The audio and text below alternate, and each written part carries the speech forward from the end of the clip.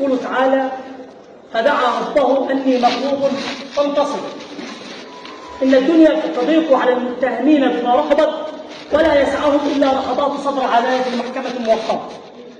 ذلك التساؤل الذي يطرح نفسه على عدلكم الموقر: ما هي الصورة الحقيقية لهذه الواقعة؟ تلكم الصورة التي يتعلق والإحاطة بها تقييم ما نسب للمتهمين من قيد أو وصف، من إسناد أو تكليف. وعطفا على ذلك، من الذي استعمل القوة واستعرض القدر من أي من المتهمين على الآخر؟ ومن الذي سعى إلى من؟ ومن هو الحائز الحقيقي والمالك للأرض محل التداعي؟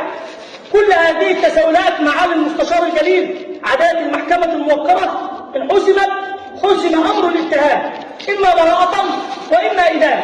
مبتدأ ومفتتح هذه الواقعة والذي أبدأها ببيان الصورة الحقيقية لهذه الواقعة. معالي المستشار الجليل، الصورة الحقيقية لهذه الواقعة هي أن المتهم